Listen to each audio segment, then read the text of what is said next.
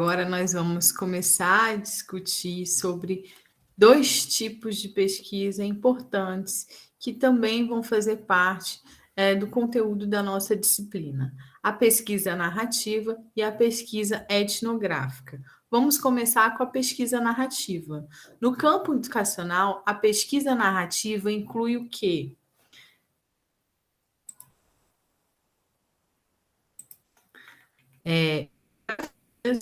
Histórias de vida, autobiografias, relatos orais, depoimentos, e vem sendo bastante difundida e utilizada nos últimos anos. Pesquisadores têm apresentado trabalhos bastante significativos nessa área, que versam desde a constituição do educador reflexivo até a formação inicial e a formação continuada dos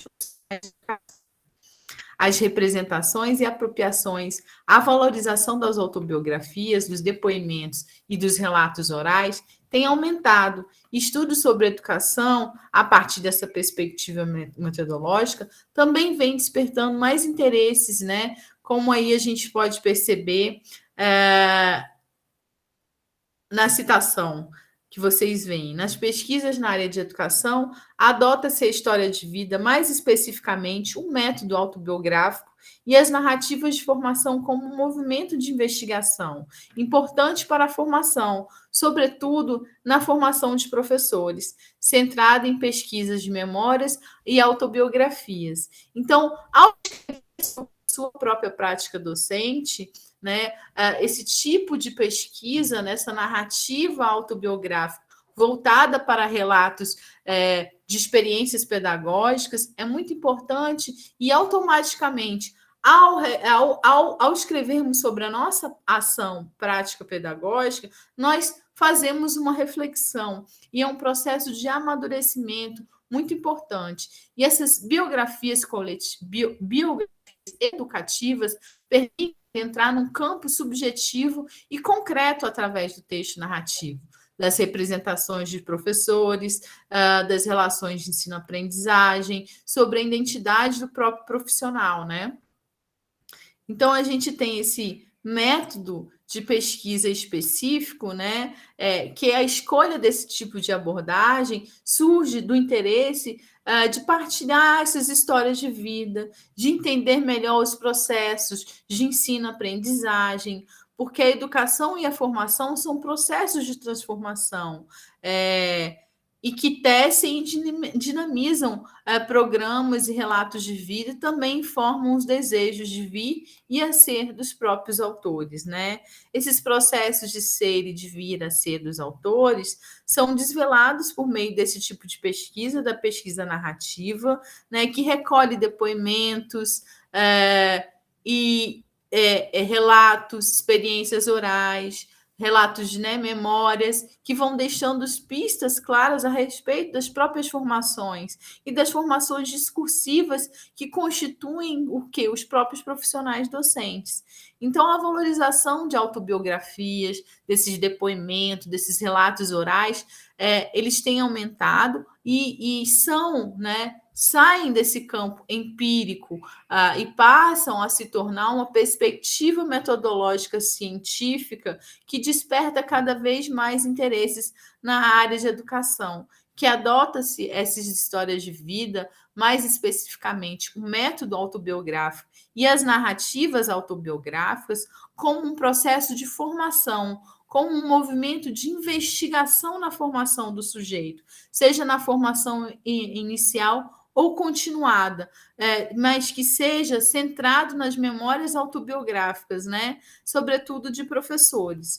O método narrativo caracteriza-se como inovador nas ciências humanas, por considerar um dos instrumentos de pesquisa da subjetividade individual, mas que oferece oportunidade de dar voz a poucos sujeitos que eram ouvidos, né? Então, há uma crescente utilização dessa abordagem biográfica nas pesquisas na área de educação, que buscam evidenciar e aprofundar representações sobre as experiências educativas e educacionais dos sujeitos, né? assim como potencializa entender diferentes mecanismos e processos históricos relativos à educação em diferentes tempos, né, em diferentes contextos. Essas biografias educativas permitem adentrar num campo subjetivo, claro e concreto, como eu já disse, através do texto narrativo, mas que representam essas relações, né? Inclusive essas relações de poder, essas relações discursivas, que também dão a ver as identidades profissionais desses sujeitos que são responsáveis pelo processo de ensino-aprendizagem, que são os professores, né? E que, enfim, contribuem para esses diferentes ciclos de vida desses profissionais, né?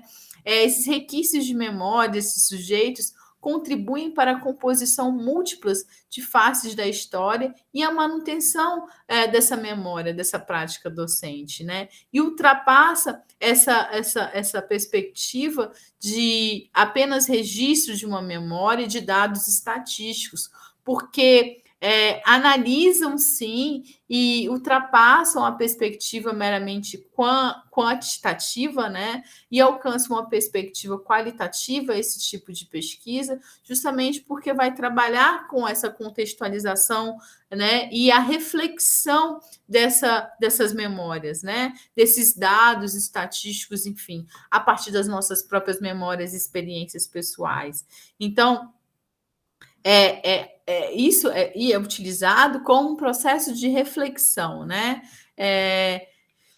Então, a gente tem aí esse tipo de pesquisa específica, né? Que é possível observar a partir de fragmentos da história pessoal de cada um, né? No Brasil, vem adquirindo respaldo de vários pesquisadores, né?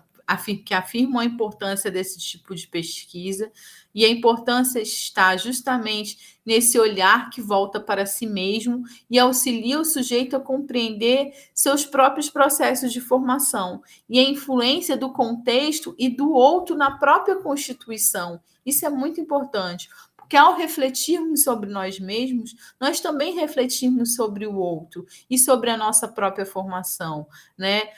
No caso da educação, é um processo bastante importante esses processos, né? De nos conhecermos, de conhecermos o outro e de conhecermos a nossa própria formação e a nossa própria prática, né? Por conta da natureza específica do trabalho do professor, que pode, inclusive, atingir um grande número de pessoas, né? Podendo redimensionar seus sentidos culturais, já que a escola, por sua própria natureza, apresenta possibilidades de contribuir para a formação das representações que vão se construindo mediante a diversos agentes, inclusive mediante a diversos processos de formações discursivas, né?